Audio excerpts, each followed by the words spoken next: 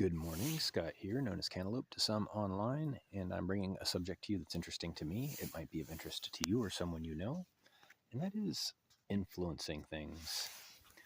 Influencing things. Well, there's an idea going around that people end up getting what they deserve on a long enough timeline, kind of a karmic justice idea, and this is nothing new, obviously. You've heard about karma probably. And many people take this to an extreme, and they take a lot of things to an extreme. They think that it would be nice if something were true, so they kind of just assume that it is or act like it is. And there's a big one: acting as if something is true when it isn't, acting as if an agreement exists when there isn't one. This is kind of a separate subject, but it's connected a little bit. So, influencing things, what does that mean? Well, it means that there are opportunities to make things better. Pretty much always. There are chances for people to both interfere with what's proper and fair, and there are also chances to make things better. In a perfect world, if you can imagine a perfect world, maybe that wouldn't be true. People would choose not to influence things because there would be no need. And that's not our world, unfortunately. I've heard a lot of people say recently that there's no such thing as a victim, which that's another conversation. Uh, but there are absolutely victims. Even in a perfect world, there would be where you have to interact with other people who can choose how to influence things.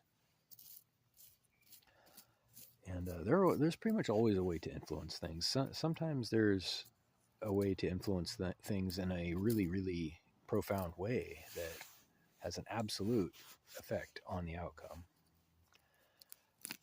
There's a way to lie to people so that they make a choice based on your information rather than accurate information. And this happens a lot in the media, and this isn't about that either, but imagine believing you knew something about someone by reading People magazine. I'm going to call out People magazine. It's kind of a tabloid. It's a person-based magazine. If you're familiar, it's entertaining. I'll give it credit. It's entertaining, but I would never assume that I knew the actual facts about a person just from that.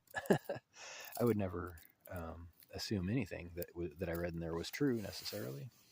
They're trying to sell magazines first and foremost, and it's an example of databases, information, repositories, centralized reporting, where people might look things up from a trusted source. Sound familiar? And what that really is an opportunity to influence things, to tell the story in a way that benefits the storyteller first and foremost. And to think that there is no influence, to think that there is only an accurate representation, if you can question something and the answer is yes or no, well, no. There's things. There's something called omissions. First of all, there's a lot to it. There's lies of omission. There's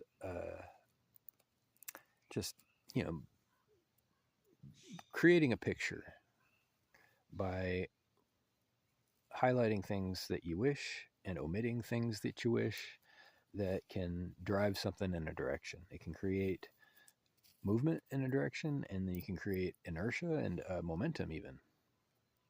And it may not even be a helpful or honest direction. This happens a lot.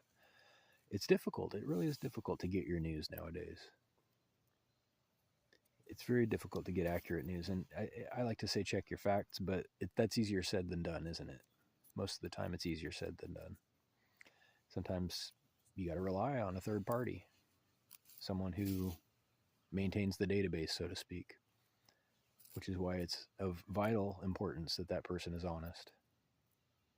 I don't want to be that person. I could, but I don't want to be that person. I have better things to do than gossip about people and deny them second chances with some database, because that's kind of what it ends up doing. I feel like, again, a separate subject, but data should be, it should have an expiration date. Most data. Stale the moment you record it. And when it comes down to people, you have a lot of reasons to think about just deleting that stuff, whether it's true or not.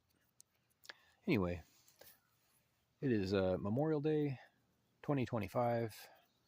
Beautiful Monday morning here in California, and I wish everybody the best day. And if you have questions or comments, reach out to whitehotrobot@gmail.com. Thank you.